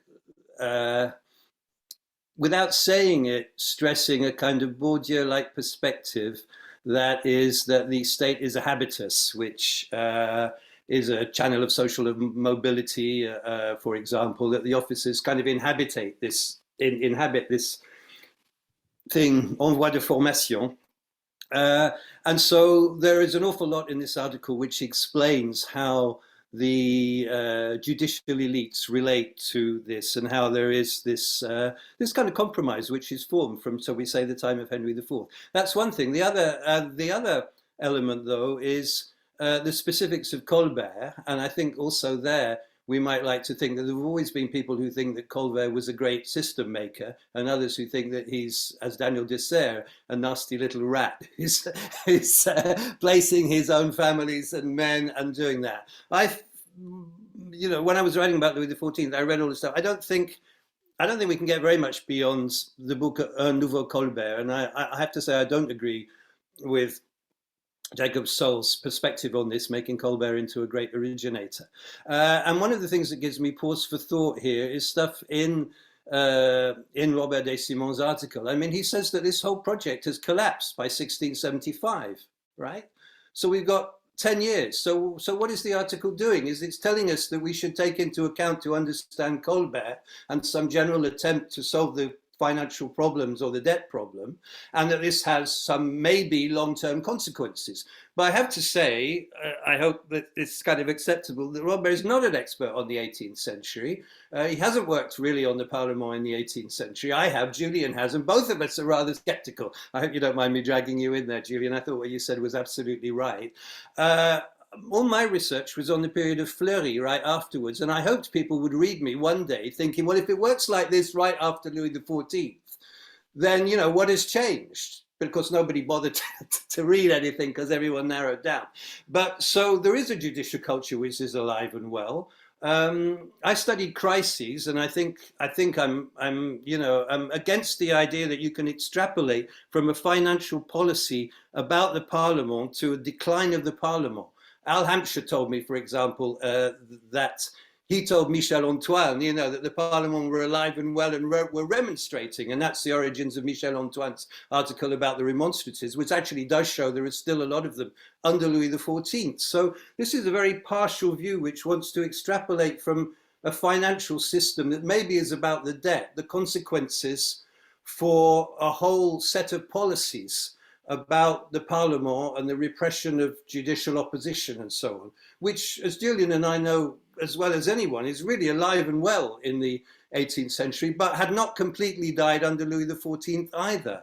So the questions I would really stress that we need to look at is, I think this gives a really important dimension to understanding the habitus of the early modern state, absolute monarchy as a socio-political system, which is what I call it. That's why I wanted to call it the Baroque state. So, I mean, I think it fills out in a way that was unimaginable in terms of research for me. I mean, it's incredible research, adding whole dimensions to it.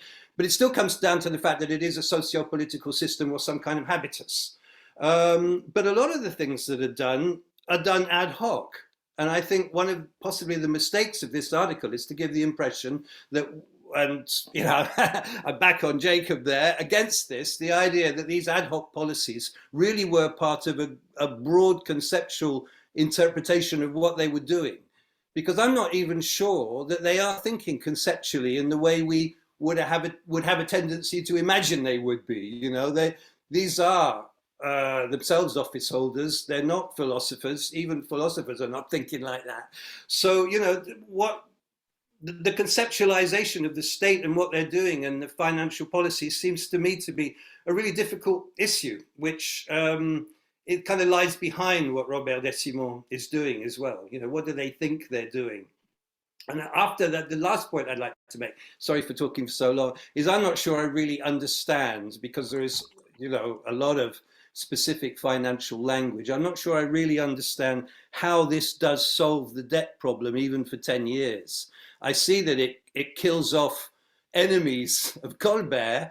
And the final thing I want to say is, if, as Robert Descimon says, only 1% of the state expenditure was paid for by the casuel or by these debts, you know, the whole article is on something which is a minor part of financing by the second half of the reign of Louis XIV, because the real key area is Daniel Dessert's area, where it's all loans. And the whole system is changing. And what is totally left out is the court, which is even left out of his books, by the way. And I think the court is really important because it becomes that marketplace, you know, so there's a shift going on as well. So I think it fills out stuff, leaves us loads of questions to answer, but I'm still a continuities man for going through to the 18th century, and still very much an Anglo-Saxon opponent of absolutism. Don't anyone dare say that word.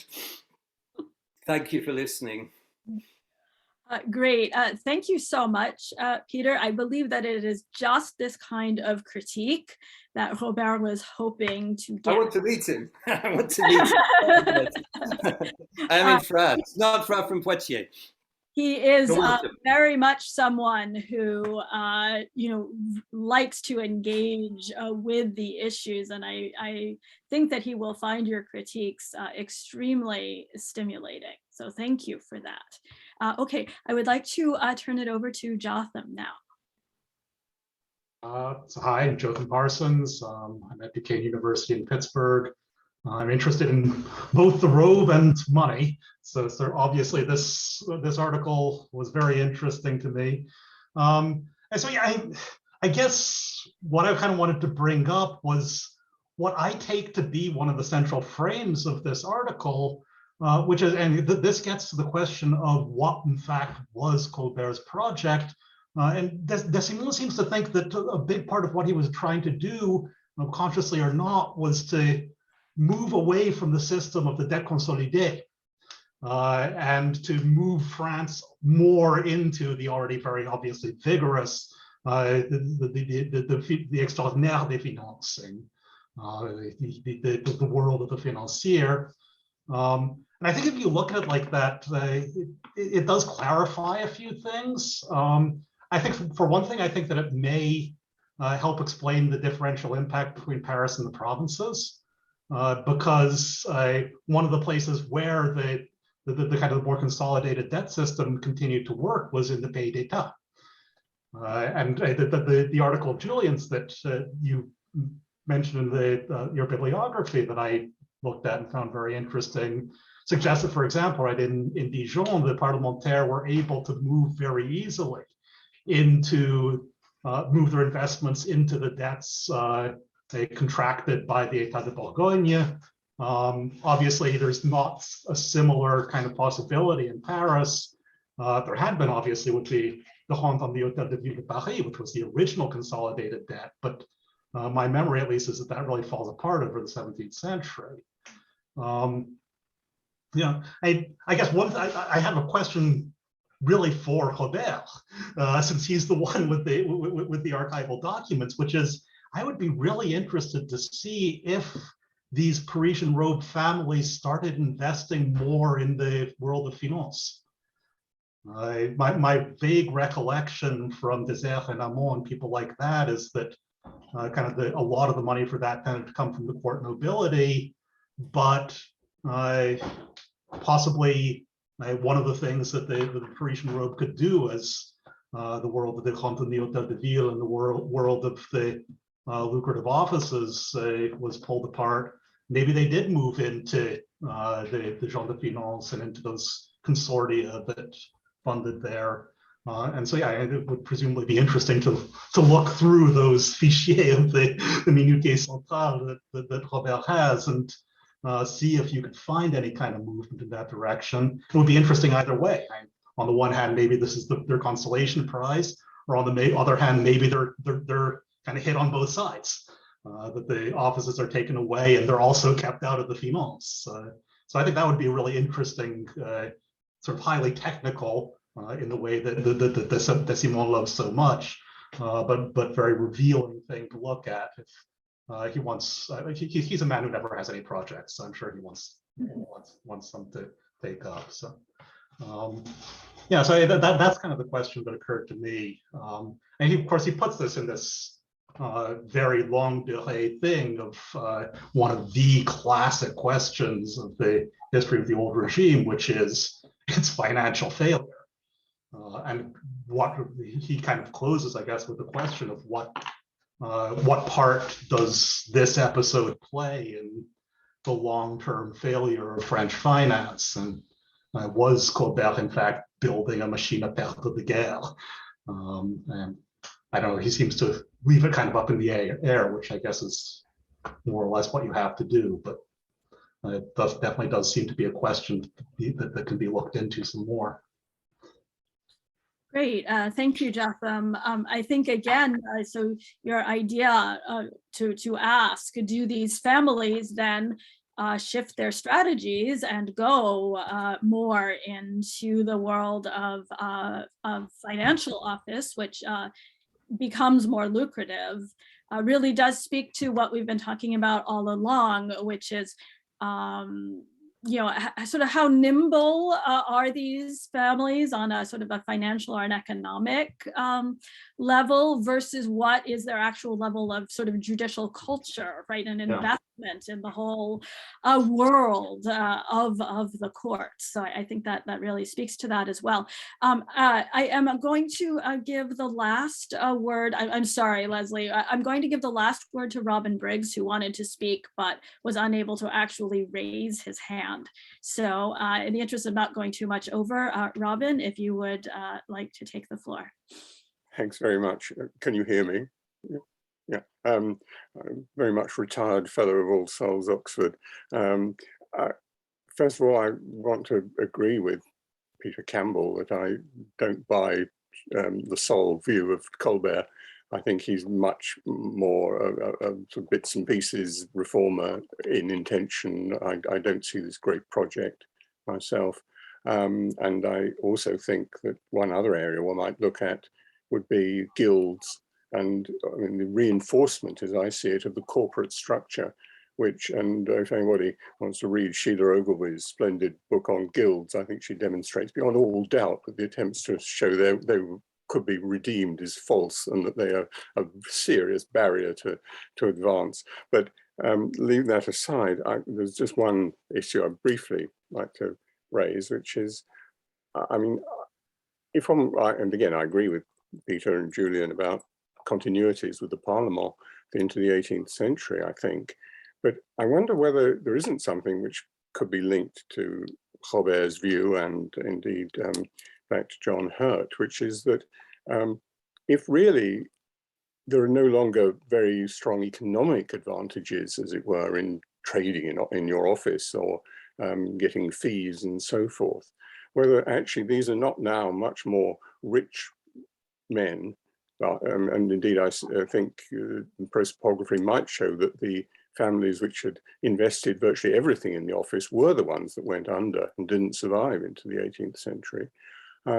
Then in a sense, of course, they're much more independent. I mean, they can go on strike because they have so little to lose, it seems to me. I mean, they don't rely, so I can see, on their, most of them, on their position in the Parlement for their main income. They're serious proprietors and all the rest of it. And actually, I mean, they can then, in a sense, indulge in their wish to reassert themselves rather more easily, perhaps, than in the past. Anyway. Okay, thank you for that comment. It does seem to align somewhat with what Robert was arguing, that these once parliamentary judges have less actually invested in their particular offices when they actually are less valuable. That sort of opens them up to a sort of a broader level of pushback against royal policies. This is, though, an argument that has been strongly, let's say, criticized in this gathering. So I think, to me, what this suggests is that there are still enormous numbers of possibilities for the pursuit of all of the questions raised. One thing I've taken away from this seminar is that the so-called Anglo-Saxon model has been kind of narrowed in various places until it seems to, we seem to agree that it still applies in the provinces, but perhaps only for the beginning of Louis XIV's reign. Once you start limiting an idea like that, you really have to start to interrogate it, I believe, on a sort of a fundamental level. We also seem to have somewhat of a disagreement about just how much you can infer from sort of the nuts and bolts of economic interest, and how much those actually do impact sort of broader questions of culture and practice. So that is, I think, something that is of obvious importance, not just for this particular set of families, but across, well, early modern history and history more generally. In terms of, Colbert's intentionality, I'm not sure that's really a question that Colbert himself is that interested in, as I believe some have raised, but it is, of course, a question that many of us can be interested in. But of course, it does raise the issue of just how successful is a monarchy in actually sort of pushing, right, its own concerns and its own policies. Okay, so that's something of interest. And then I think what Sarah first raised, and then we also explored a little bit, is this question of alternatives, and in particular acknowledging that France is no longer just simply a kingdom on its own, but is now in fact connected with a worldwide empire. And how does that change our view of what is possible within the world of Parisian office holding, for example. So I think that's a very interesting way to expand on many of these questions that have already been raised. Okay, so we've come to the end of our time. I want to particularly thank our panelists, Jim, Sarah, Julian, and Jake, for starting off our discussion in very interesting ways. And I want to thank all of you for participating in this conversation, which, as I mentioned, will continue in the form of a response by Robert and then ultimately, hopefully in the form of an H. France Salon issue. So thank you to everybody. To everyone in the United States, have a great Memorial Day weekend, and to everyone else, just have a great weekend. Okay, thank you very much.